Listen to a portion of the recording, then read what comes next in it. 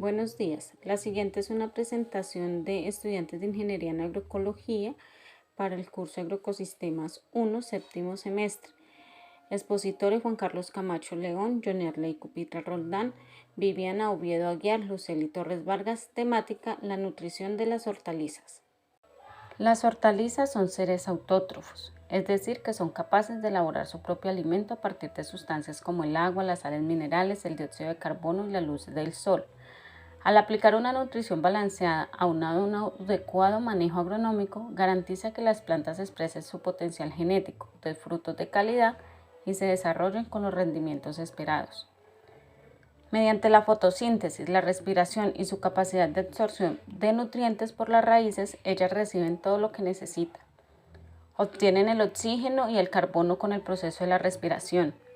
El hidrógeno lo obtienen del agua que sus raíces absorben y el resto de micronutrientes minerales los obtienen también por absorción de las raíces, es decir, del suelo o tierra. La savia de una planta contiene una gran cantidad de sales minerales, aminoácidos y hormonas. Sin embargo, esta sustancia líquida está compuesta principalmente por agua. La savia que se encuentra en las plantas es de dos tipos: savia bruta y savia elaborada. La savia bruta se caracteriza por formarse en la raíz y se transporta gracias al xilema hasta el resto de las partes de la planta. Durante la fotosíntesis se sintetiza en las hojas una mezcla de azúcares, sales y aminoácidos, que es lo que llamamos savia elaborada, y ya es alimento utilizable por la planta. Estos nutrientes son transportados por el floema hacia la zona de consumo como frutos, semillas o zonas en desarrollo. Existen elementos esenciales para el desarrollo de las hortalizas, los cuales pueden ser clasificados por su concentración en el tejido vegetal. Los elementos de mayor concentración en la planta son conocidos como macronutrientes, dentro de los cuales está el carbono, el oxígeno, el fósforo, el magnesio, el hidrógeno, el nitrógeno, el calcio, el potasio y el azufre. De igual manera encontramos aquellos denominados micronutrientes, los cuales son el manganeso, el cloro, el hierro, el molibdeno, el níquel, el zinc, el cobre y el boro. Además de los elementos esenciales, existen otros que son considerados benéficos para las plantas, debido a que estimulan el crecimiento, pero no son esenciales para el desarrollo, o lo son, pero solo para ciertas especies y o bajo condiciones específicas. Por lo anterior, es importante disponer de información sobre la absorción y extracción de estos nutrientes en hortalizas.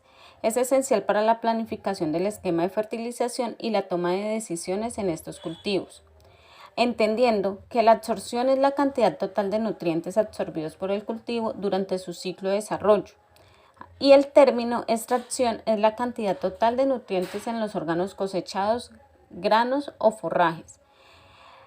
La figura que se muestra a continuación nos permite observar los diversos niveles de extracción de nitrógeno, de fósforo, de potasio, de calcio en las diferentes especies cosechables. Para el rendimiento del crecimiento del tomate, la lechuga, la cebolla y la zanahoria, lo cual se puede contemplar en la siguiente gráfica, que también encontramos aquí la papa y el palmito. Ya habiendo comprendido entonces la importancia de los nutrientes en las plantas, entenderemos que la ausencia de alguno de estos afectará directamente el desarrollo de la planta y pues por ende a su producción, dado que comienzan a haber cambios en el metabolismo celular de la planta desfavorablemente. Si no tenemos un análisis previo del suelo, pues no nos daremos cuenta de esta deficiencia y una vez ya el defecto sea visible en la planta, ya es demasiado tarde. La mayoría de las deficiencias de nutrientes se deben, en la mayoría de los casos, a la falta del contenido de dicho nutriente en el medio del cultivo. Sin embargo, también hay factores ambientales que pueden influir en las condiciones de crecimiento. Dado a que si no hay las condiciones favorables, pues la planta pierde capacidad para absorber nutrientes.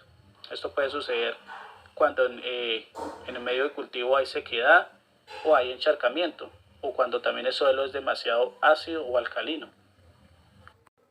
Con esto nos referimos pues al tema del pH.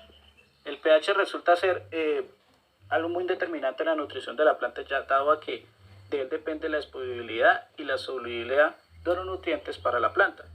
Por ejemplo, los fosfatos se hacen menos solubles cuando el pH aumenta. En otro caso, el boro, el cobre, el hierro, el manganeso y el zinc son elementos más solubles con pH alto y el molibdeno es menos disponible al pH 5. También afecta directamente a las relaciones hídricas con el suelo, dado que entre mayor sea la concentración de sales, menor será el agua disponible para la planta y mayor será el esfuerzo que ésta hace para absorber el agua, dedicando entonces su energía en este proceso y no en su desarrollo y por tanto afecta su producción. Bueno, acá en este mapa conceptual podemos resumir más claramente todo el tema de eficiencia y cómo se representa la planta. Aquí vemos, por ejemplo, que el nitrógeno, el potasio, el calcio, el magnesio, el molibdeno se va a presentar más que todo en las hojas viejas, algunas veces con manchas necróticas, y esto será muestra de que hace falta es deficiencia de potasio o de molibdeno. Si no se presentan manchas necróticas, será una falta de nitrógeno, de fósforo o de magnesio. Pero si no se presentan las manchas, se va a presentar nervaduras verdes o amarillas. Si son verdes, es porque hay deficiencia de magnesio, y si son nervaduras amarillas, deficiencia de nitrógeno. En las hojas nuevas, entonces, se encontrará la deficiencia de azufre, hierro, manganeso y cobre. Si se presentan nervaduras verdes, es deficiencia de hierro y de manganeso. Y si hay nervaduras amarillas, será deficiencia de azufre y de cobre. En las hojas nuevas y viejas también se puede presentar la deficiencia de zinc. Y en el terminal, en la hoja terminal, en la última hoja de la planta, por lo general vamos a encontrar deficiencia de boro y de calcio. Por último, tenemos algunos ejemplos rápidamente de lo que son algunas deficiencias en los cultivos. Acá tenemos un cultivo de tomate donde se presenta una pudrición peduncular, y entonces la deficiencia que encontramos aquí es de calcio. En este siguiente lo que tenemos es un cultivo de repollo donde se presenta clorosis, pues entendiendo es clorosis en este caso como la aparición de un color pálido debido a la falta de un nutriente, y se está presentando en las hojas más viejas. Entonces este caso es deficiencia de nitrógeno. En este siguiente ejemplo tenemos unas uvas donde pues la deficiencia se está presentando en todas las hojas, donde se está presentando quemaduras marginales y se está presentando necrosis, entendiéndose necrosis pues como la muerte de las células y de los tejidos de una zona determinada, y creando entonces esta coloración. Acá tenemos que se presenta en todas las hojas, ¿sí? En todas las hojas de la planta, lo que no es común. Como hablábamos hace rato, aquí lo que hay es un problema de salinidad, ya que hay, por un exceso de sodio, la planta se está desecando por pérdida de agua, y por eso se está presentando esta situación. Los abonos verdes son muy importantes para la nutrición de hortalizas, debido a que como futuros ingenieros en agroecología estamos apuntando a obtener productos sanos y a mantener el equilibrio y las propiedades del suelo, tanto biológicas como nutricionales y físicas. La nutrición en las hortalizas pues, es muy importante debido a que esta nos proporciona las vitaminas y los minerales, ayudándonos a reducir el riesgo de enfermedades, aparte de que son un componente importante en nuestra alimentación o en la alimentación humana. Recordemos que a diferencia de los animales, las plantas no toman alimento del medio, sino que ellas lo fabrican, y para fabricar pues sus alimentos ellas toman agua, toman minerales y sales que también pues necesitan la luz del sol. Las plantas toman el agua del suelo por la raíz a través de los pelos absorbentes, y de aquí pues forman sus frutos. Por eso pues es indispensable que tengamos los nutrientes y los minerales necesarios en el suelo para su debido crecimiento, ya que de aquí pues se forma lo que nosotros vamos a incluir en nuestra alimentación. Los abonos verdes también consisten en ayudar a proteger y recuperar el suelo mediante la incorporación de plantas y residuos 100% orgánicos. Por esta razón, pues recomendamos no incorporar residuos de cocina si no tenemos la certeza de que su producción es libre de agrotóxicos.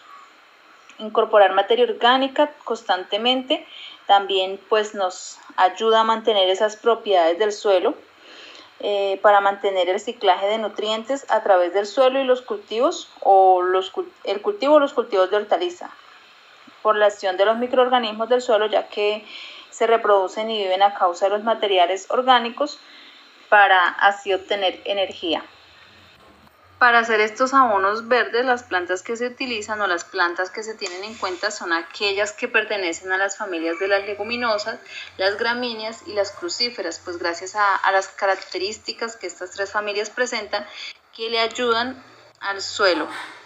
En las leguminosas, pues estas son empleadas porque fijan el nitrógeno atmosférico al suelo y tienen una raíz fuerte y profunda que ayudan a restaurar los suelos apelmazados o duros.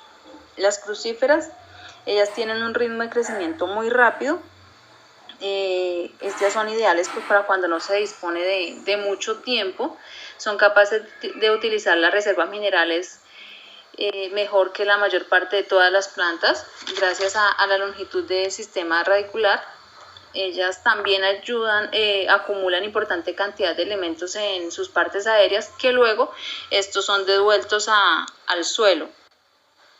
Las gramíneas junto con las leguminosas, ellas ayudan a formar un humus estable en las raíces y mejoran el terreno ablandándolo en la superficie. En cuanto al compostaje, el compost es un abono orgánico obtenido a partir de la descomposición controlada de la materia orgánica. Es un producto estable, de olor agradable y con multitud de propiedades beneficiosas para los suelos y las plantas, que se consigue tras la biodegradación en presencia de oxígeno de los residuos orgánicos, tales como restos de jardín y residuos de cocina. El compost garantiza a las plantas una reserva de sustancias nutritivas, favorece la absorción y retención de agua, facilita la circulación del aire y limita los cambios bruscos tanto de temperatura como de humedad. El proceso del compostaje es llevado a cabo por múltiples organismos descomponedores que comen, trituran, degradan y digieren las células y las moléculas que componen la materia orgánica.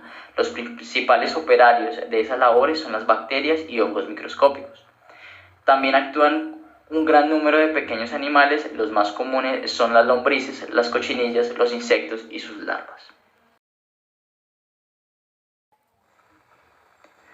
En cuanto a la asociación de cultivos, este se define como la siembra o plantación de dos o más especies vegetales muy próximas entre sí, de tal manera que una o ambas puedan obtener beneficios a través de la absorción de nutrientes o de cambios en el medio ambiente, tales como la mejora de la productividad, control de plagas, la prevención de enfermedades o adquirir un mejor sabor. Para citar un ejemplo, podríamos colocar a la familia de las coles, como la col rizada, el brócoli, el repollo o la coliflor, las cuales tienen una sociedad de cultivo con las plantas de la remolacha y el apio, en las cuales estas dos últimas disuaden a las mariposas, que son insectos no benéficos para el cultivo de las coles. Otro cultivo de asociación son la acelga, el pepino, la lechuga, la cebolla, la papa, la espinaca y el ajo, ya que estos producen azufre, un elemento útil para el crecimiento del género Brassica. Otras plantas como la manzanilla y el ajo de igual manera pueden mejorar el crecimiento y el sabor. También podemos encontrar gran variedad de cultivos asociados con fines alelopáticos como la menta, que disuade a la polilla de la col y a las hormigas, y el tomillo y el trébol disuaden al gusano de la col.